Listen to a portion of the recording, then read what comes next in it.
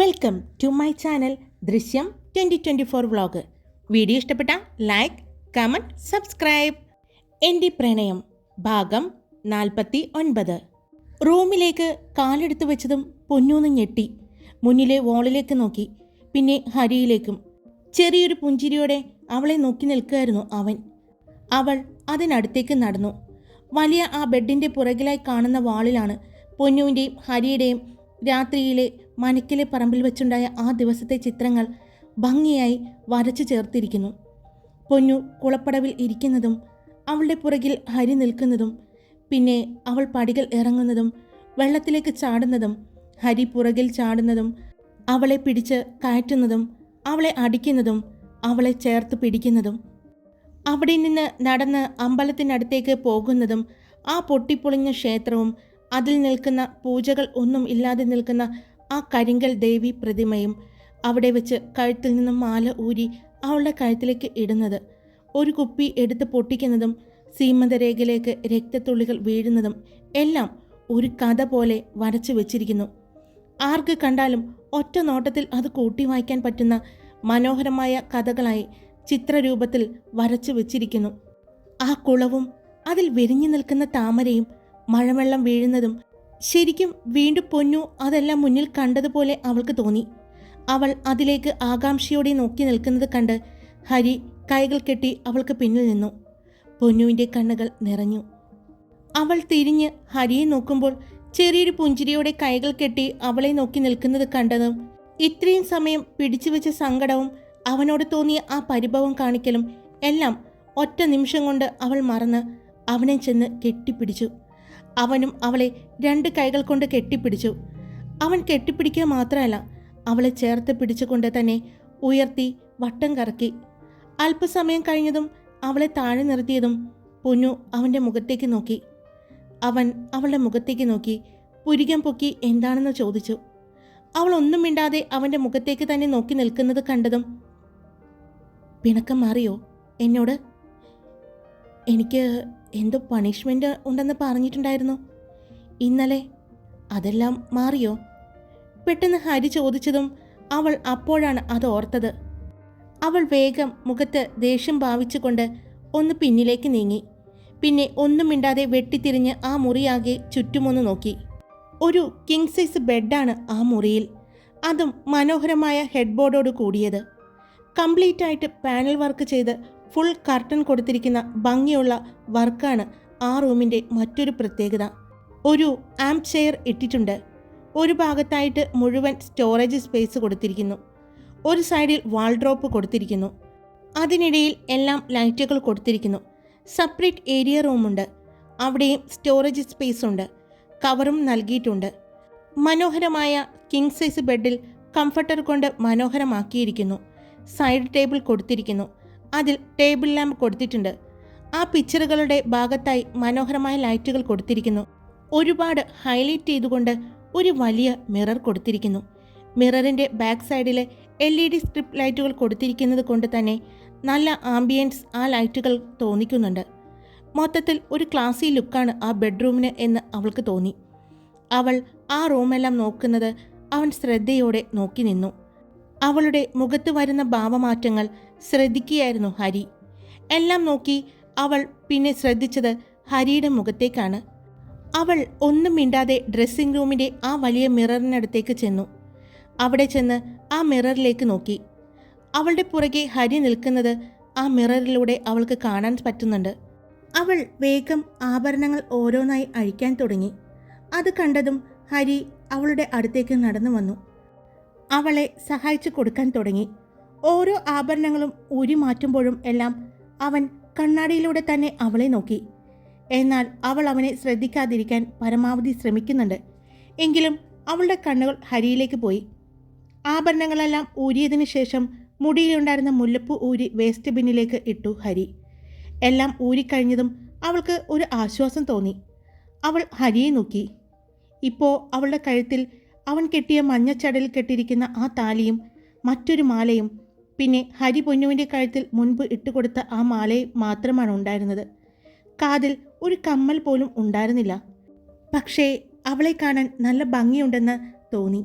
അവളുടെ മുഖത്തിന് ഭംഗി കൊടുത്തത് നെറ്റിയിൽ പടർന്നു കിടക്കുന്ന ആ കുങ്കുമമാണെന്ന് അവന് തോന്നി.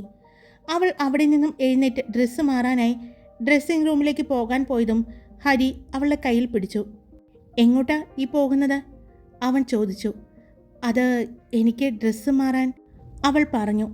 ഇത് ഒറ്റയ്ക്ക് നിന്നെക്കൊണ്ട് മാറ്റാൻ പറ്റില്ല. ഇതിൽ നിറയെ പിൻ ചെയ്തിട്ടുണ്ടെന്ന് തോന്നുന്നു. അവൻ ആ സാരിയിൽ പിൻകുത്തിയിരിക്കുന്ന ഭാഗത്തേക്ക് നോക്കിക്കൊണ്ട് പറഞ്ഞു.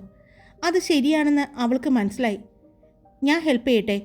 ഹരി ചോദിച്ചതും അവൾ ഹരിയുടെ മുഖത്തേക്ക് നോക്കി. അവൾ ഒന്നും മിണ്ടാതെ നിൽക്കുന്നത് കണ്ടതും ഹരി പതിയെ അവളുടെ സാരിയിലെ പിന്നുകൾ അഴിക്കാൻ തുടങ്ങി. എന്നാൽ സാരി ഒട്ടും തന്നെ അവളുടെ ശരീരത്തിൽ നിന്ന് മാറ്റാതെ പിന്നുകൾ മാത്രം ഊരിയെടുത്തു. പിന്നെ ഉള്ളിൽ കുത്തിയിരിക്കുന്ന പിന്നെല്ലാം തനിക്ക് അഴിക്കാൻ പറ്റും എന്ന് തോന്നുന്നു. പറ്റിയില്ലെങ്കിൽ എന്നെ വിളിച്ചാൽ മതി, അവളുടെ മുഖത്ത് നോക്കിക്കൊണ്ട് പറഞ്ഞു. അവൾ നടന്ന് വീണ്ടും പോകാൻ പോയതും ഹരി പെട്ടെന്ന് പൊന്നു എന്ന് വിളിച്ചതും അവൾ നിന്നു. 1 മിനിറ്റ് എന്ന് പറഞ്ഞ് വീണ്ടും അവൻ അവളുടെ അടുത്തേക്ക് ചെന്നു. അവളുടെ ബ്ലൗസിൻ്റെ ബാക്കിലെ കെട്ട് അഴിച്ചതും അവളൊന്ന് ഞെട്ടി. പിന്തിരിഞ്ഞ് നോക്കാതെ അവൾ വേഗം ഡ്രസ്സിംഗ് റൂമിലേക്ക് ചെന്നു. നിറയെ സ്റ്റോറേജ് സ്പേസ് കൂടിയ ഒരു ഡ്രസ്സിംഗ് റൂമായിരുന്നു. അതിൽ ഒരു വാൾ നിറയെ വലിയൊരു കണ്ണാടിയുണ്ട്. അവൾ ആ കണ്ണാടിയിലേക്ക് നോക്കി. ഹരി അടുത്ത് വരുമ്പോഴെല്ലാം അവൾക്ക് പിണക്കം മറന്നു പോകുന്നത് പോലെ തോന്നുന്നതായി അവൾക്ക് സ്വയം തോന്നി. അവൾ ചെറിയൊരു പുഞ്ചിരിയോടെ അവളെ തന്നെ നോക്കി നിന്നു. പിന്നെ നെറ്റിയിൽ പടർന്നു കിടക്കുന്ന ആ സിന്ദൂരത്തെയും കഴുത്തിൽ കിടക്കുന്ന ആ മഞ്ഞ ചരടിലേക്കും ആ താലിയിലേക്കും അവൾ നോക്കി. പിന്നെ കണ്ണാടിയിൽ നോക്കി. വേഗം ഡ്രസ്സ് മാറാൻ തുടങ്ങി. ആ സാരി അഴിച്ചു മാറ്റിയപ്പോൾ തന്നെ അവൾക്ക് വല്ലാത്തൊരു ആശ്വാസം തോന്നി. അവൾ അവിടെ കണ്ട വാൾഡ്രോബ് തുറന്നു നോക്കിയപ്പോൾ അതിൽ അവൾക്ക് മാറാനുള്ള ഡ്രസ്സാണെന്ന് മനസ്സിലായി. അവൾ ആ വാൾഡ്രോബുകൾ എല്ലാം തുറന്നു നോക്കി.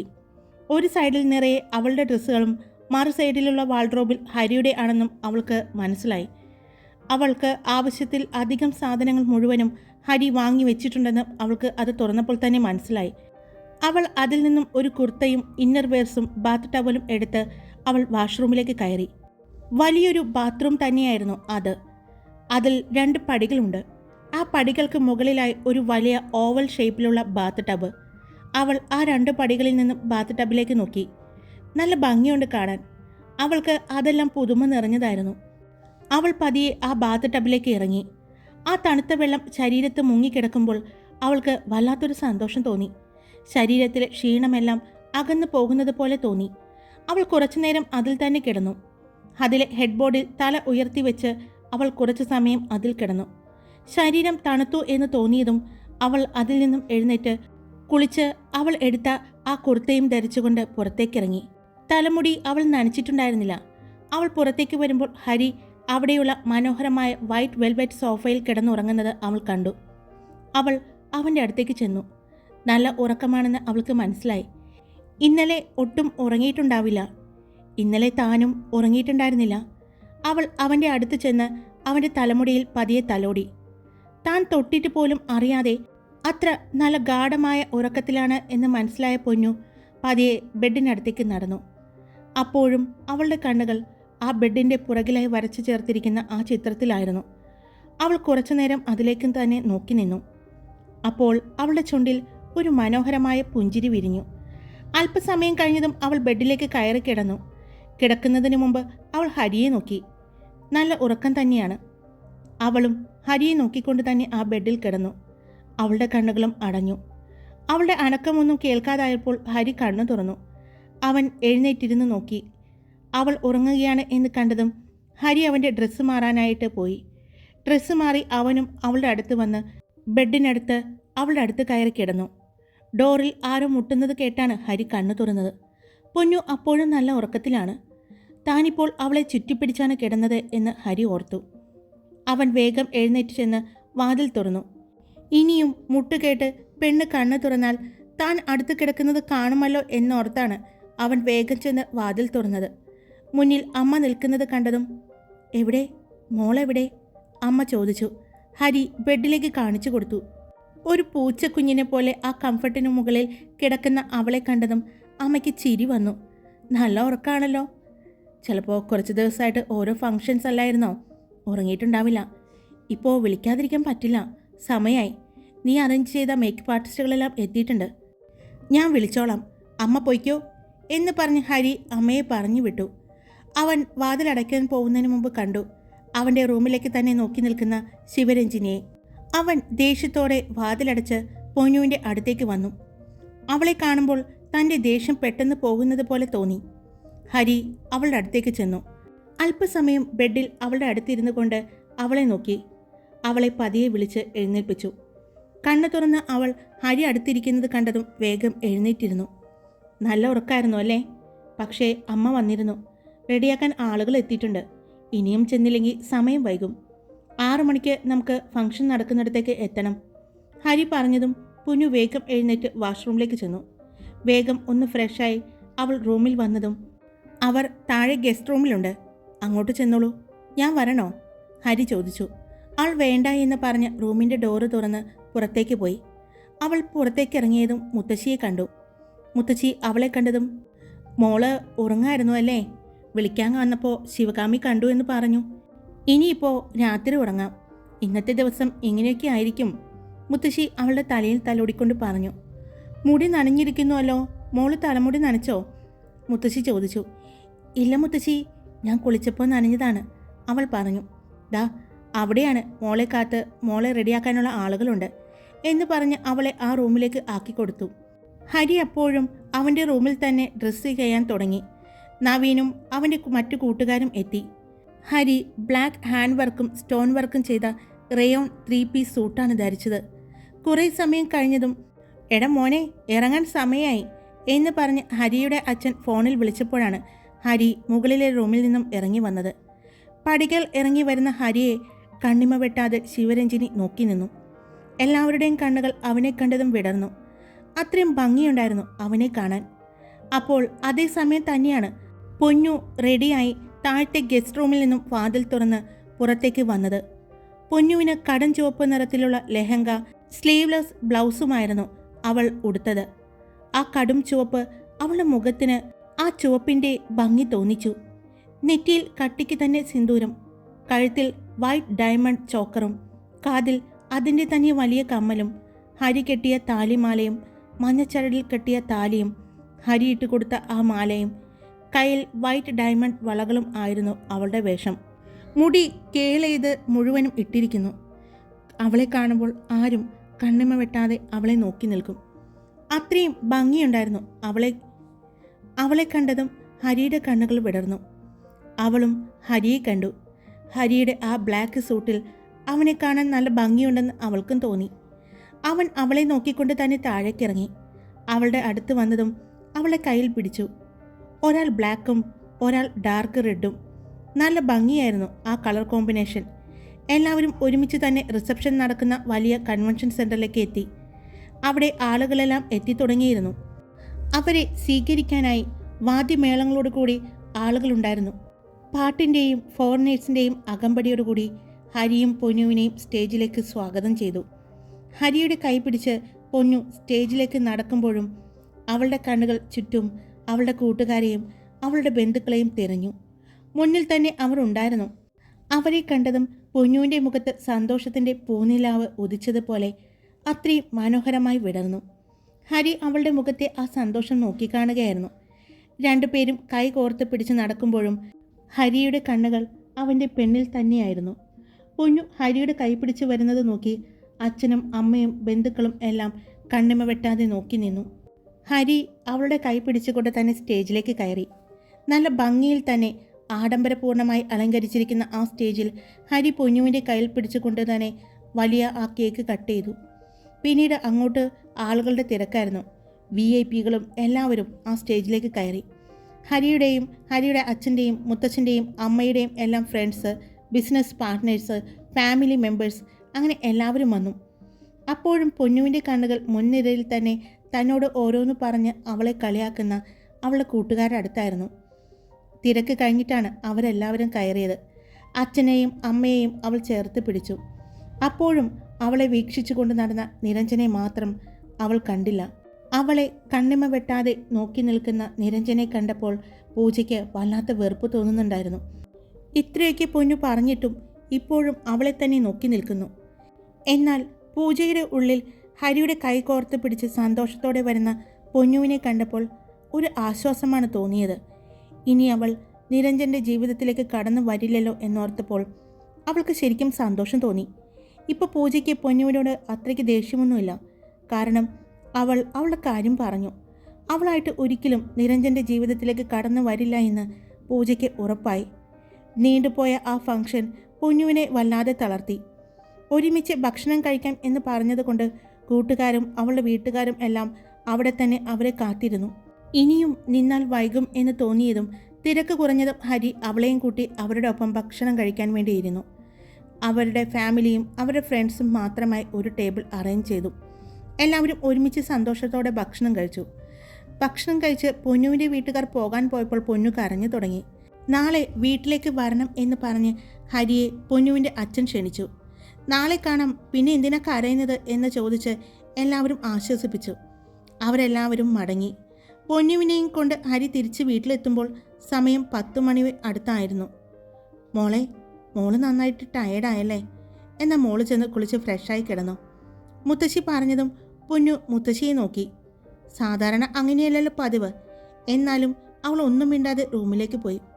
അവളുടെ കൂടെ തന്നെ ഹരിയും ഉണ്ടായിരുന്നു. റൂമിനടുത്ത് ചെന്നതും അവളുടെ പുറകെ കയറി വന്ന ശിവരഞ്ജിനെ കണ്ട ഹരി, ശിവരഞ്ജിനി, 1 മിനിറ്റ് ഒന്ന് വരുമോ? പൊന്നുവിന് ഇതൊന്ന് മാറ്റാൻ സഹായിക്കുമോ? എനിക്ക് അത്യാവശ്യമായിട്ട് ഒന്ന് താഴെ പോകണം. ഹരി പറഞ്ഞതും പെട്ടെന്ന് പൊന്നു ഹരിയെ നോക്കി. എന്നാൽ അവൻ്റെ ചുണ്ടിൽ ഒരു പുഞ്ചിരി ഒളിഞ്ഞിരിക്കുന്നത് പോലെ തോന്നിയ പൊന്നു പിന്നെ ഒന്നും മിണ്ടിയില്ല. ഞാൻ സഹായിക്കാം എന്ന് പറഞ്ഞ് ശിവരഞ്ജിനി അടുത്തേക്ക് വന്നു.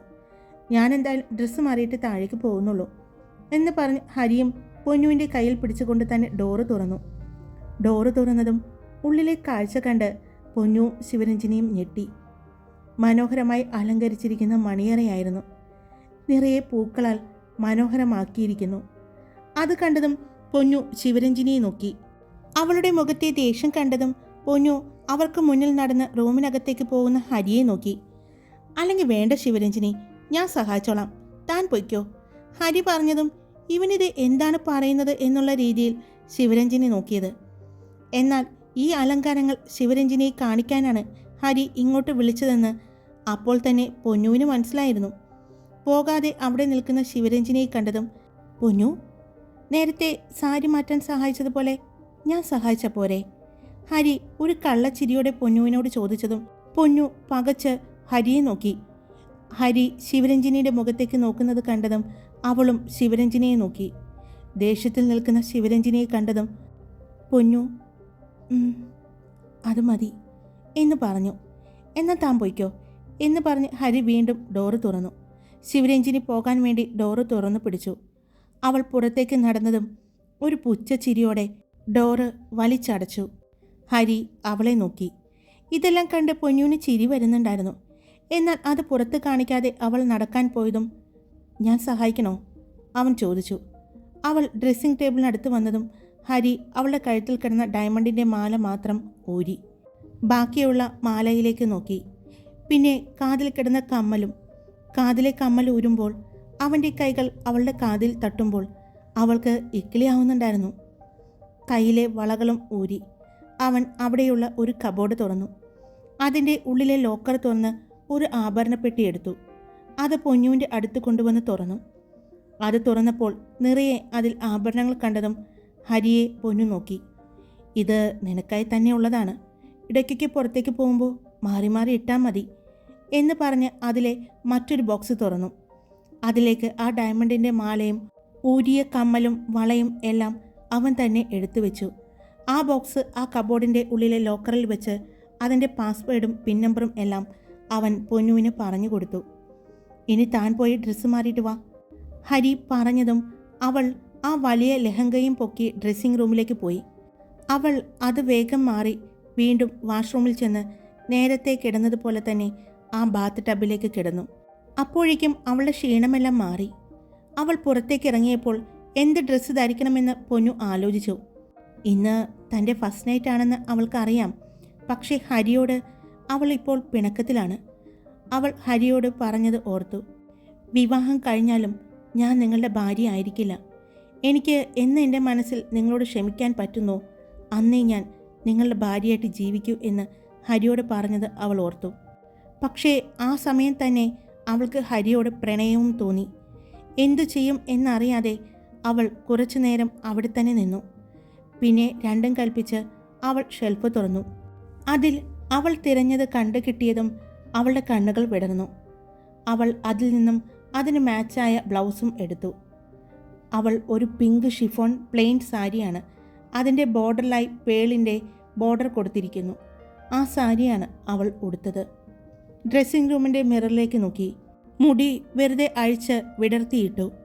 നെറ്റിയിൽ പൊട്ടും മാഞ്ഞു തുടങ്ങിയ സിന്ദൂരരേഖയിലേക്ക് സിന്ദൂരവും അവൾ ചാർത്തി. എന്തുകൊണ്ടോ അവൾക്ക് ആ റൂമിൽ നിന്ന് പുറത്തേക്കിറങ്ങാൻ വല്ലാത്തൊരു മടി തോന്നി. പുറത്തേക്ക് ഇറങ്ങണോ വേണ്ടയോ? ഈ ഡ്രസ്സ്, ഈ സാരി ഉടുത്ത് ചെന്നാൽ ഹരി എന്തു വിചാരിക്കും എന്നെല്ലാം ആലോചിച്ച് അവൾ കുറച്ചു നേരം നിന്നു. പിന്നെ രണ്ടും കൽപ്പിച്ച് അവൾ ഡ്രസ്സിംഗ് റൂമിൻ്റെ വാതിൽ തുറന്ന് പുറത്തേക്ക് ചെന്നു. റൂമിൽ ഹരിയെ കാണാതായപ്പോൾ അവൾക്ക് ഒരു ആശ്വാസം തോന്നി. അവൾ അപ്പോഴാണ് ആ റൂം മുഴുവൻ ഒന്ന് നടന്ന് കണ്ടത്. അതിൻ്റെ ബാൽക്കണിയുടെ ഡോറ് തുറന്ന് പുറത്തേക്ക് നോക്കിയപ്പോൾ വിശാലമായ ആ വീടിൻ്റെ ഗാർഡൻ ഏരിയയും മനോഹരമായ ഒരു സ്വിമ്മിംഗ് പൂളും എല്ലാം കാണാൻ പറ്റി. അവൾ അവിടെ നിന്ന് താഴേക്ക് നോക്കുമ്പോഴാണ് ഹരി പൊന്നുവിനെ താഴെ നിന്ന് കാണുന്നത്. അവൻ താഴെ നവീനുമായിട്ട് സംസാരിച്ചുകൊണ്ട് എന്തോ പറഞ്ഞ് തിരിഞ്ഞപ്പോഴാണ് മുകളിലെ ബാൽക്കണിയിൽ പൊന്നു ആകാശത്തേക്ക് നോക്കി നിൽക്കുന്നത് അവൻ കാണുന്നത്. ഹരി അമ്പരപ്പോടെ അവളെ നോക്കി. ഈ സമയത്ത് അവൾ സാരി ഉടുത്തിരിക്കുന്നത് കണ്ടപ്പോൾ അവന് വല്ലാത്ത സന്തോഷമാണ് തോന്നിയത്. അവൻ നോക്കുന്നിടത്തേക്ക് നവീൻ നോക്കിയതും അവനും പൊന്നുവിനെ കണ്ടു. മോനെ, അവൾ കാത്തു നിൽക്കാണ്. ഇനി അധികം ഇവിടെ നിന്ന് സംസാരിക്കേണ്ട, വേഗം പോകാൻ നോക്ക്, അല്ലെങ്കിൽ ചിലപ്പോൾ അവൾ ഉറങ്ങും. നവീൻ ഹരിയെ കളിയാക്കിയതും അവൻ അവൻ്റെ തോളിൽ ഒന്നടിച്ചുകൊണ്ട് വേഗം അവിടെ നിന്നും റൂമിലേക്ക് പോയി. പോകുമ്പോൾ അമ്മയും മുത്തശ്ശിയും അവനോട്, മോൾക്ക് ക്ഷീണം ഉണ്ടാകും, ഇന്ന് പക്ഷേ ചടങ്ങുകൾ നടത്തണ്ടേ? അമ്മ എന്താ ഉദ്ദേശിച്ചത് എന്ന് മനസ്സിലായതുപോലെ ഹരി, വേണ്ട, ആൾ ഉറങ്ങിക്കോട്ടെ എന്ന് പറഞ്ഞ് അവൻ വേഗം പടികൾ കയറി. എന്നാൽ പടികൾ കയറുമ്പോഴും അവൻ്റെ മനസ്സിൽ താഴെ നിന്ന് നോക്കിയപ്പോൾ ബാൽക്കണിയിൽ നിന്ന് പൊന്നുവിൻ്റെ മുഖമായിരുന്നു. അവൻ വേഗം റൂമിലേക്ക് ചെന്നു. റൂമിൻ്റെ ഡോറ് തുറന്ന് അകത്തേക്ക് കയറി. അവൾ ബാൽക്കണിയിൽ ആണെന്ന് അറിയാവുന്നത് കൊണ്ട് തന്നെ അവൻ വേഗം വാഷ്റൂമിലേക്ക് ചെന്നു. അവൻ ഫ്രഷായി ഒരു ട്രാക്ക് പാൻറ്റും ഒരു പിങ്ക് ബനിയനും ഇട്ടുകൊണ്ട് പുറത്തേക്കിറങ്ങി. ആ സമയം തന്നെയാണ് പൊന്നു ബാൽക്കണി ഡോർ അടച്ച് അകത്തേക്ക് വരുന്നത്. ഹരിയെ അവിടെ കണ്ട അവളിൽ ഒരു വെപ്രാളം ഉണർന്നു. അതേ സമയത്താണ് വാതിലിൽ മുട്ടുകേട്ടത്. ഹരി പൊന്നുവിനെ ഒന്ന് നോക്കിക്കൊണ്ട് ചെന്ന് വാതിൽ തുറന്നപ്പോൾ മുന്നിൽ നിൽക്കുന്ന മുത്തശ്ശിയെ കണ്ടു. മുത്തശ്ശിയുടെ കയ്യിൽ ഒരു ഗ്ലാസ് പാലുണ്ടായിരുന്നു. മോള്, മുത്തശ്ശി ചോദിച്ചതും ഹരി അകത്തേക്ക് നോക്കി. മുത്തശ്ശിയുടെ ശബ്ദം കേട്ടതും പൊന്നു വാതിലിനടുത്തേക്ക് വന്നു. അവളെ കണ്ട മുത്തശ്ശിയുടെ കണ്ണുകൾ വിടർന്നു. ഒരു പിങ്ക് സാരിയിൽ മനോഹരിയായിരുന്നു. ഒട്ടും അലങ്കാരങ്ങൾ ഒന്നുമില്ല.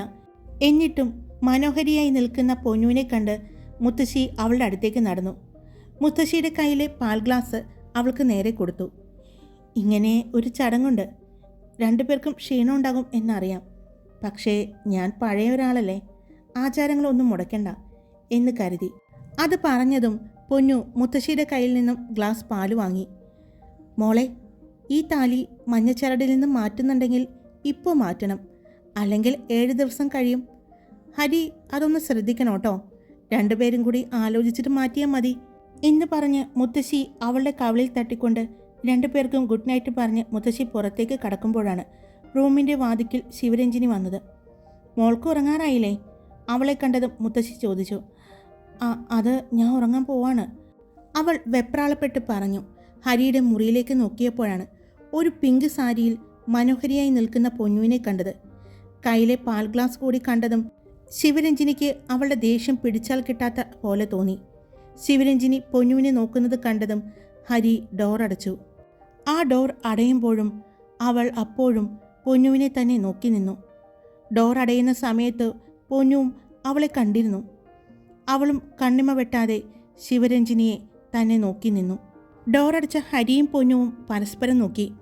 രണ്ടുപേരിലും എന്തൊക്കെയോ വെപ്രാളം ഉടലെടുത്തു. ഹരി പൊന്നുവിൻ്റെ അടുത്തേക്ക് ചെന്നതും ആ പാൽ ഗ്ലാസ് അവന് നേരെ അവൾ നീട്ടി. അവനത് വാങ്ങി. ഞാൻ കുടിച്ചതിൻ്റെ ബാക്കി താൻ കുടിക്കോ? ഇല്ലെങ്കിൽ താൻ മുഴുവൻ കുടിച്ചോ? ഹരി പറഞ്ഞതും പൊന്നു അവനെ ഒന്ന് നോക്കി.